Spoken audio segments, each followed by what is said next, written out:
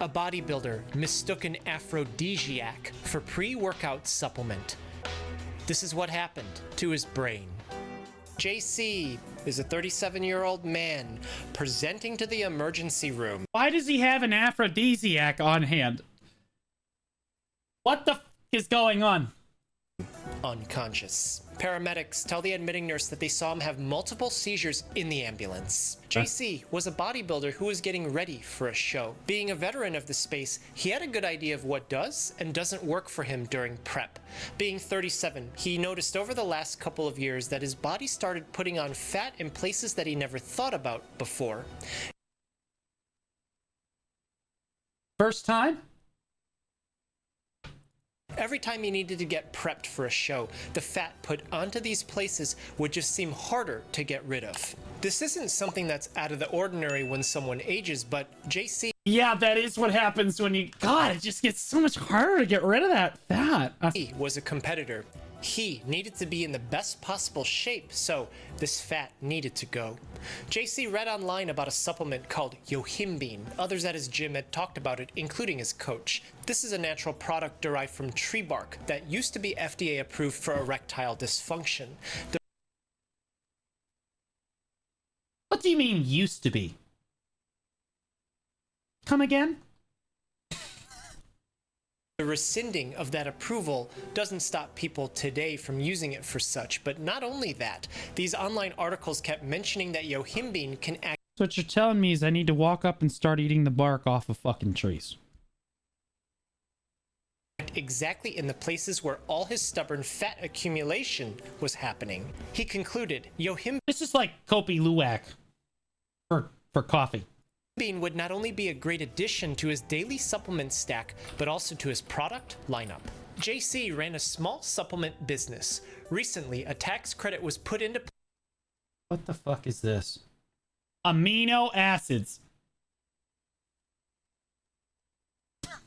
Do you know why they call them the essential amino acids? Because they're essential for life. Yeah. Anyone telling you that their supplements, they have the 21 essential or 22 essential amino acids, you have to buy this. Motherfucker, if I wasn't getting the 20 essential amino acids for life, I would know. Wouldn't be alive. Place whereby he could get some money back if he did some research and development. He'd purchase raw powder wholesale and he'd distribute it online. He had happy customers and his product was good, but it was when he would take small cuts of his large purchases to mix his own concoctions that he would have trouble. Many bodybuilding supplements are white powders and yohimbine is no exception. While creating his mix, JC got a phone call. He stepped away. When he came back, some labels... Oh shit, bro. All the white powder on the table, it all looks the same. Labels were obscured and everything looked similar. He proceeded to mix, not realizing that he dumped more than 300 times the regular yohimbine dose in what was supposed to be his pre-workout drink. At the gym now, JC was training.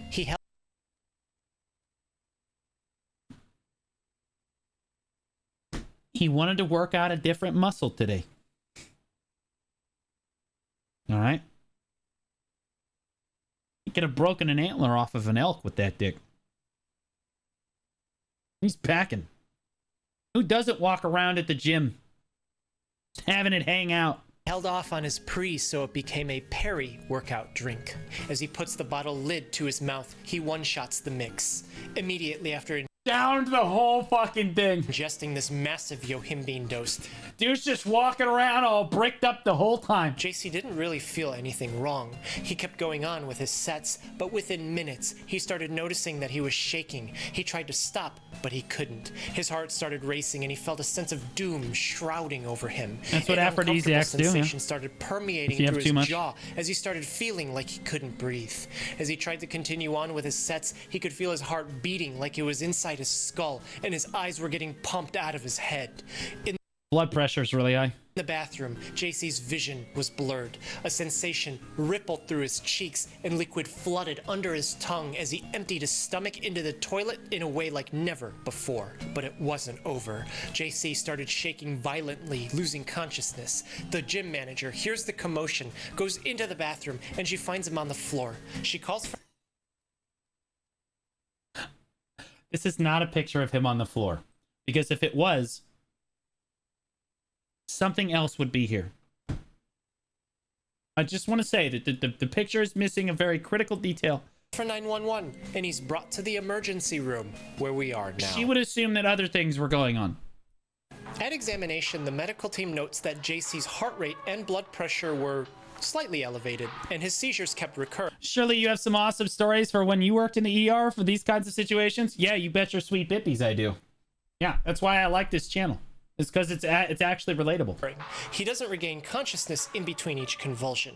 When they look at his eyes, both pupils were dilated, which is better than if they were different sizes from each other, but still not good given that JC would stay unconscious after each seizure. And at 2 hours after admission, JC's heart rate and blood pressure had doubled. All of Remember why I said his blood pressure was really high? Yeah. this giving the medical team some clues as to what's happening. Yohimbine is a natural product derived from yohimbe tree bark that was at one point FDA approved for erectile dysfunction, and today still used, not approved by any government agency, for the exact purposes that JC took them for, to help burn fat in stubborn areas. But there's also some hallucinogenic properties that it can have, leading way to some of those uses too. But how exactly does it do all of these things? Some natural products are stimulants, and others are depressants. Based on just these names, we can guess how our bodies will react under the influence. It's either stimulating your sympathetic or parasympathetic nervous system. Okay, so there's the two opposite versions of your nervous system. One is for fight or flight, when you're like really pumped up and amped up and need to, like, you know, exercise and stuff, or you need to run away from a threat, etc.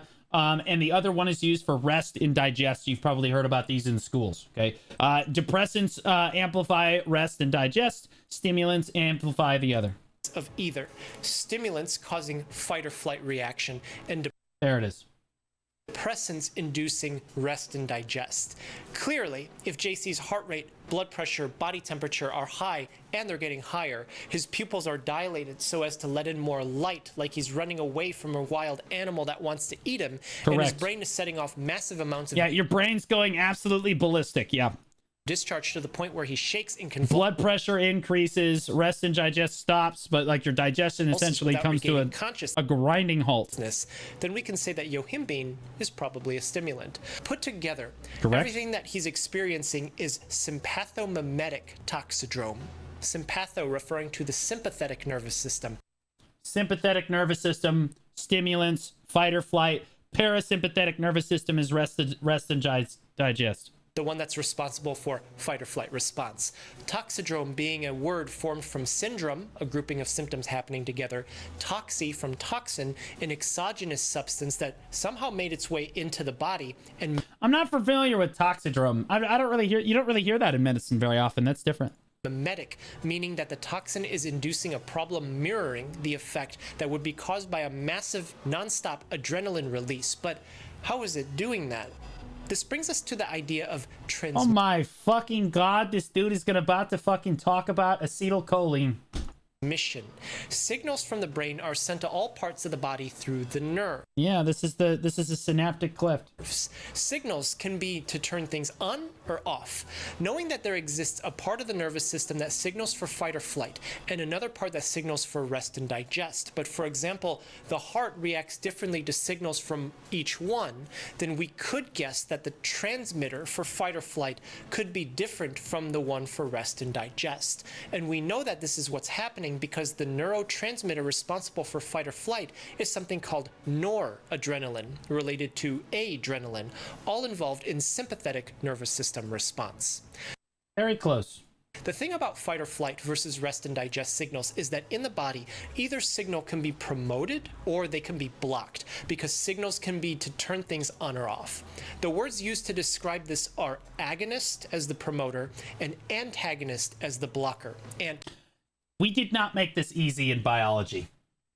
We couldn't have used a different fucking letter. You know what I mean? Agonist and antagonist. Antagonist is like a negative reinforcement. You guys probably talked about this a lot in school when you definitely were paying attention, for sure. So in other words, negative reinforcements means, okay, so you have product A making product B making product C. Okay? And what negative reinforcement means is that Product C, if there's a lot of it floating around, it keeps product A from being created, which means there's no more product B, which means ultimately product C stops being created. Okay, that's negative reinforcement. Positive reinforcement means that product C actually encourages more production of product A, which in turn makes more product B, which in turn makes more product C. Okay, this is essentially what he's talking about here. So an agonist would be positive reinforcement and an antagonist would be negative reinforcement. From anti meaning against. Take for Same basic systems, but the products are basically reinforcing, hey, we need more of this, or hey, we don't need any more of this. example, this commonly known medicine. It's used for attention deficit Amphetamine, baby, here we go. hyperactivity disorder, Gotta take my meth ADHD. It's for my ADHD. a stimulant by the very nature of directly promoting fight or flight. Yeah.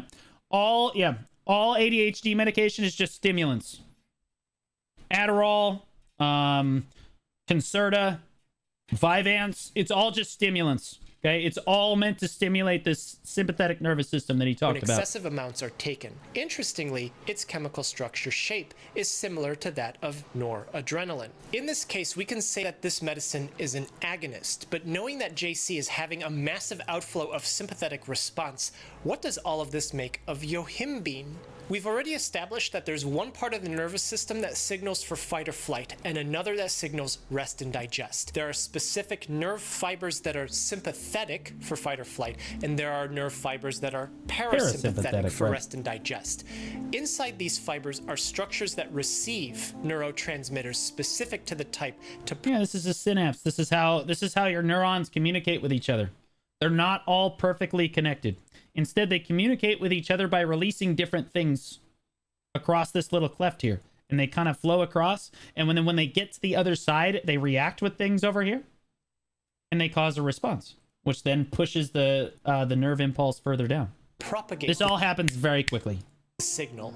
For sympathetic fibers, these are adrenergic receptors, labeled this way because Stimulants as in a good thing or a bad thing. Stimulants can be good and bad. Stimulants are typically a good thing in that, like when you're talking about like ADHD medication, they'll help you stay awake and focused on a task. But they can also be bad in methamphetamine. Meth is bad. That's what we need you to believe. they react to noradrenaline. Of these, there are also specific subtypes that provide different function. In a genuine fight or flight situation, all of these will fire off to evoke the response, but when targeted specifically, they can behave very differently. Hours after being admitted into the hospital, JC's condition was unpredictable. He's conscious again, but he's agitated, disoriented, and confused. Because he's too stimulated, they can try some sedatives to help counteract that action, but there might be something better. This brings us back to Sedatives, of course, being like depressants. So, hey, he's got too much stimulant in his system. Let's give him depressants to calm him down. Right? That's essentially what the medical team is doing. agonist and antagonist. If JC's having sympathomimetic toxidrome, then we know that yohimbine is a stimulant. If agonists promote and Is caffeine any of these? Yes, it's a stimulant. feed forward a signal, then we could expect it to be an agonist too. But the problem is, yohimbine is an antagonist, meaning that it blocks noradrenaline's signal in the nerve fiber. And not only that, it's a competitive antagonist, meaning that it will displace whatever's there in order to occupy the spot to stop the signal. Okay. This is complicated. And what's on the screen is very complicated. But I'm going to break this down really simply for you. Okay, so instead of the actual thing that is supposed to be binding, I'll use a better color. Okay, there are things that are supposed to be binding to these receptors. Okay, and when they bind to the receptors, they cause the release of other things down the line. We're not going to get into it, right? Okay, but the problem is you have this other third party. In this case, this yohimbine is the red stuff. Yohimbine is binding to those receptors, which means that the green stuff can't bind to these receptors anymore. It's competitive in this way. It's competing with the things that are actually supposed to be binding, right? And so when yohimbine binds, nothing else gets to bind here anymore. This disables this entire like sequence of events that's supposed to happen in your body. It basically disables everything. It will displace whatever's there in order to occupy the spot to stop the signal. For adrenergic receptors, there are subtypes. Yeah, it's yohimbine is taking your grind spot. No DFS just started grinding over you. Of alpha and beta, and among these there are even more subdivisions like alpha 1 and alpha 2. You may have heard of beta blocker medicines for blood pressure, and that refers to beta adrenergic receptors. Kiwi Killer, thanks so much for that Prime sub, buddy. Nothing makes me want to do Prime sub, man. Thanks. Yohimbine acts on alpha, which gives us some more clues as to what's happening to JC. One important tissue that nerves connect to is the smooth muscle of blood vessels. Typically, alpha 1 receptors are smooth muscle, not smooth brain. They both say smooth, but very different. known to be there, signaling to constrict the blood vessel, causing blood pressure to immediately shoot up. This is what's happening to JC, but this happens when the receptor is agonized, but yohimbine is an antagonist. So why is it doing the opposite? Well, in normal function, the body has a way of balancing itself through something called feedback. I love it when I'm right. God, I just love it when I'm right. He's about to talk about negative feedback. So in other words, you put this through this system and the products, remember the A, B, C, right? And then C keeps A from building anymore, right? We talked about this before. It's the same thing. Naturally, when the body swings one way, it will try to compensate in the opposite direction. Oh my fucking God, he literally set up the diagram for us. Holy shit. A, B, C. And then when C gets made, it tells the body, hey, we don't need any more A. A no longer gets made. B no longer gets made. C no longer gets made. This is how the body regulates itself with negative reinforcements. There's actually positive reinforcement too, or positive feedback. And while alpha 1 receptors reach blood vessel muscle, alpha 2 receptors are inside the central nervous system, going from nerve to nerve. We know adrenaline and noradrenaline are what's sending signals here. We know that when our body is in a state of fight or flight, adrenaline and noradrenaline flood the system. But that fight or flight response normally is short-lived, on the order of minutes. And if we know that the body performs feedback, don't worry about the alpha 1, alpha 2. That's probably a little over your head. Then we can guess that stopping this fight or flight response is somehow built into the sympathetic nervous system, explaining what yohimbine was doing to JC's body. The alpha 2 adrenergic receptor in the brain binds noradrenaline and then tells the brain to stop releasing it. The green shit. The green shit is supposed to bind to this, and then it tells your brain, okay, we don't need any more of A. Noradrenaline is C. Remember A, B, C? It's C. So when you have enough C floating around, no more A. But the problem is noradrenaline can't do its job because this yohimbine shit keeps binding to all the receptors. So the body just keeps making more of A over and over and over again, which makes a surplus, which drives him to where he's at now. Against the system in normal function, but if yohimbine is there blocking alpha 2, this mechanism is shut off. Normally, the brain is in equilibrium, meaning that there's still some noradrenaline release when you're homeostasis, doing regular daily activities. But when it doesn't get shut off and it keeps getting released, the effect builds up quickly because normal function isn't happening anymore. The vomiting, the incredibly high heart rate and blood pressure.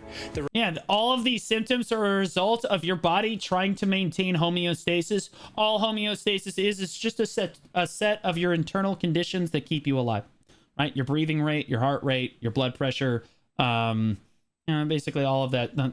How quickly, how much you're sweating, right? It's your body's trying to regulate its temperature. It's trying to regulate a lot of different things all at once. But if something gets really out of balance, you start to notice because your body says, basically, it's just your body going, warning, warning, warning. Okay? When you're vomiting and stuff, they're telling you something's wrong. Something's out of balance. Recurring seizures without regaining consciousness. All of this because a massive dose, 300 times the normal amount of yohimbine, was accidentally... Bodily balance patch? No, this is a body hot fix. When you go to the hospital, you need a hot fix.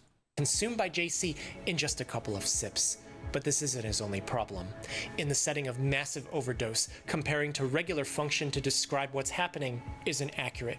When we say yohimbine is a competitive antagonist to alpha 2, that assumes therapeutic dose. But when excessive doses are present, there are so many more yohimbine molecules present than there are places for it to bind on alpha 2 receptors. This excess floods the body, binding to alpha 1, blocking that signal. This Okay. He just said a lot of words. Let me break it down for you. Okay. Again, A, binding to B, binding to C. We talked about this, right? And we noticed that yohimbine is keeping C from binding that green shit. It's keeping it from binding to the green shit. Okay. It's, you know what? I'm just going to go back where we at right now. 1051 in the video. Here, I'm going to go back to his little diagram here. Right here. Okay. So there are multiple different receptors in your body that noradrenaline actually is supposed to bind to. The green shit is supposed to bind to multiple different receptors in your body. Okay. So that it can regulate various different things that are going on. The problem is the red shit, okay, this new unidentified object is blocking all of the receptors here, okay? But he took in so much of it. He actually drank in so much of the red shit that there's a surplus of it. So it's not just blocking this receptor, it's blocking this one too. And it's also blocking this one. So it's actually blocking everything that noradrenaline is supposed to help you with, which is what's giving him the seizures. Okay, so it's actually blocking more receptors than even like he shouldn't have been drinking a crazy amount of it in the first place. But since he wildly overdosed of it and there was this massive surplus in its system, it actually blocked more receptors than it was supposed than it was even supposed to or should have in the first place. Alpha 2 receptors are inside the central nervous system, going from nerve to sympathetic nervous system, explaining what yohimbine was doing to JC's. Yohimbine attacks the green shit like a virus and keeps the position. No, it's not attacking the green shit. It's important that you understand it's not attacking norepinephrine. Okay? It's just binding. That's all your body is doing. It's not attacking. Can I get the... There we go. It's not attacking anything here. Okay, it's just binding to the receptor very strongly. If it's a competitive inhibitor, it's binding very strongly to these receptors, and the green shit is just floating around. It's just like, well, what do we do now? I don't know. Like, it has no fucking idea. It doesn't do anything. It's not attacking green. It's just binding to the one thing that green is supposed to be binding to, right? Subdivisions like Alpha 1 and Alpha 2. You may have heard of faster and harder, and it can do that because the Alpha 2 pathway is turned off, leaving excess noradrenaline to run amok, even stimulating the beta adrenergic receptors too. If the fat guy is stuck in the door, nobody can get in the store. That's right. If the fat guy could also move 300 miles per hour, and you were in America where there were way more fat men than everywhere else. But there's only so many adrenergic receptors of any subtype to the amount of yohimbine that JC took. In the brain, serotonin is another neurotransmitter. The brain is connected to the gut by something called the vagus nerve. Correct. Serotonin helps modulate smooth muscle contractions all along the GI tract, and with excess yohimbine present, aberrant activity starts to happen, including the vomiting that he experienced. I was going to say, I would expect rest and digest, like your digestive system should... Yeah, you should be vomiting. It should be going in reverse. In cases of yohimbine overdose, there are descriptions of unconsciousness for several hours. Anacom79 just subscribed. Anacom79 with the brand new T1 sub, man. Thank you so much. Nothing makes me wetter than a new T1 sub. Thanks so much, man. Tachycardia is just a fast heart rate. Okay? Hypertension means high blood pressure. Okay? Retrosternal pain, that means pain that is actually behind your central sternum right here. Okay, atrial fibrillation is a very specific type of your heart is beating funny. Your heart is beating funny. Okay, it doesn't have the P wave that it would normally have before it depolarizes everything. Okay, yeah, your heart is beating really fucking funny, but it's in a really special way, okay? Usually, atrial fibrillation is usually relatively harmless, but you can get it corrected pretty quickly as long as it doesn't turn into VFib, which we call ventricle fibrillation. That's a no-go. You don't want that. You don't want that. Coupled with priapism, pushing forth the notion that it's... Tachypnea is really fast breathing. That's this right here. Something that can be used for erectile dysfunction if you ignore the side effects. Yohimbine... You got a medical background? I do indeed, yep. is also known to have dopamine activity when taken at very large doses. All of this indicating neurologic toxicity because he's unconscious, and cardiotoxicity because his heartbeat and blood flow throughout his body are so unstable. At any minute, things can immediately turn for the worse for JC. Yeah, he can Could crash. there be any way to directly remove the massive amount? In other words, if that was his chart right there and he has atrial fibrillation, they're worried it's going to turn into VFib, which is a very deadly heart condition. AFib in and of itself, does it need to be corrected? Yes. But like, it's not like life-threatening at this moment. But they are worried about it becoming life-threatening. A lot like congestive heart failure. Amount of yohimbine right out of his body? No.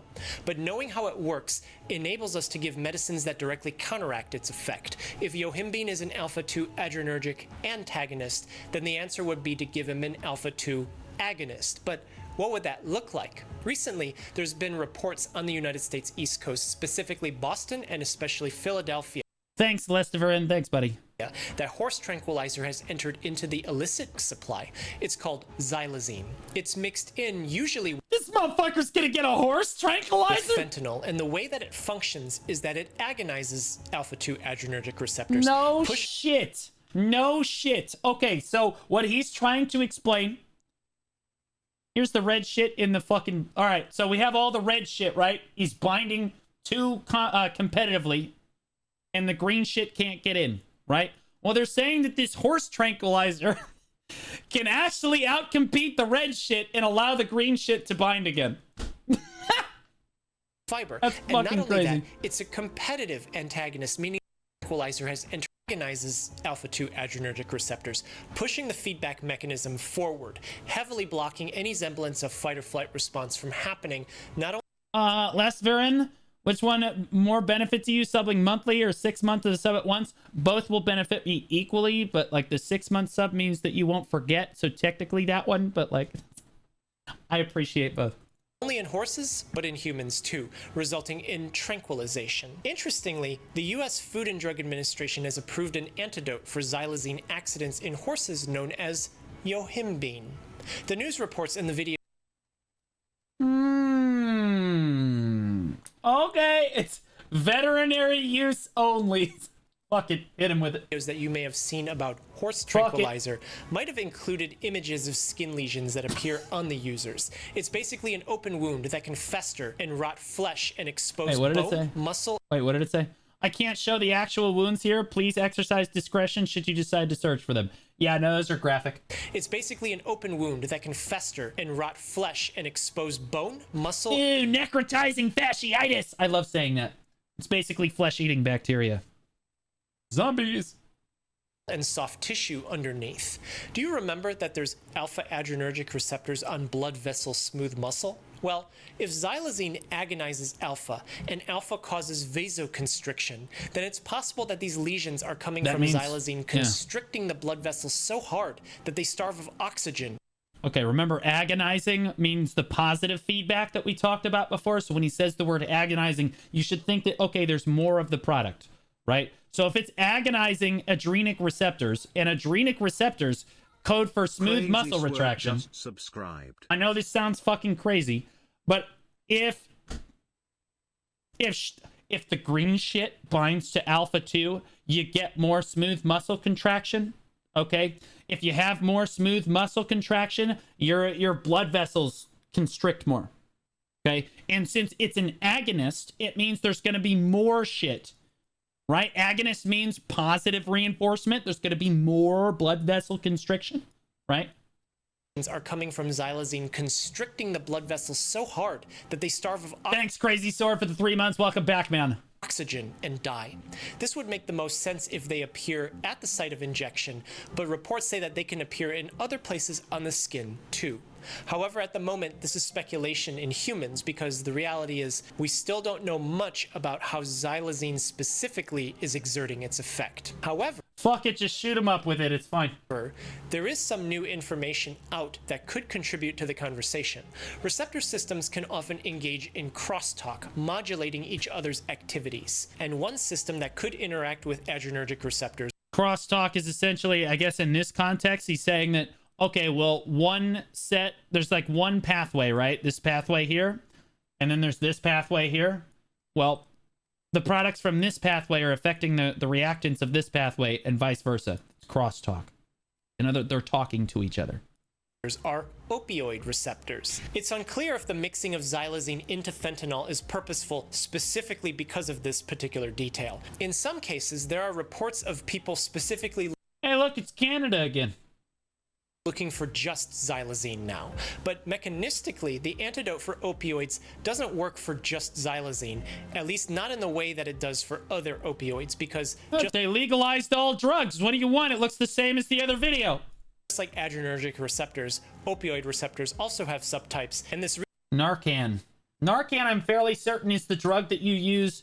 This stuff is to basically reverse an overdose. That's usually what you're using Narcan for. because Known for suspected opioid abuse in adults or children. Yeah, okay, I had it. just I like was like, I'm pretty sure that's what Narcan is. adrenergic receptors, opioid receptors also have They got Narcan in vending machines? What the fuck? subtypes, and this research suggests it towards one of smaller prominent. Yeah, where was that vending machine? That had to be Vancouver. There ain't no way. The research is still very early. On the clinic side, in humans, this is what we see. We'll see the research develop some more over time, but we're not sure how those skin lesions are happening, and we don't know how well yohimbine would work as an antidote in humans for xylazine, despite evidence of it working in horses. But mechanistically, knowing what we know now, this all gives us a better idea of how JC could be treated. In humans, a common alpha-2 agonist that we use is a medicine called clonidine. Yeah. This technically should counterbalance his yohimbine dose. If noradrenaline is out in excess in JC's body, blocking beta also would be a good idea. If his seizures keep recurring, and seizures are sudden, chaotic discharge of electrical activity in the brain, then giving him some medicines to slow down his brain and his nervous system will help. And diazepam basically stops seizures. That's what they're giving you if you have a seizure and you go to the hospital. Yohimbine passes through the body fairly quickly. Half-life is a measure of how long it takes for the blood level of that substance to be reduced by 1/2. For yohimbine, it's an hour or two. Knowing then that he's gonna be yohimbine fine. is broken down by the liver and then excreted in the urine, the medical team collected samples of JC's urine throughout his hospital stay, and they could see the yohimbine levels cut in half, but at a rate much slower than an hour or two, because in the setting of overdose, regular function to describe what's happening isn't accurate. 1 hour after the blood pressure medicines were given, Yo, what did you think, bro? What do you think they're doing when they give him a stool sample? Some dude's got to take your shit out of a bag.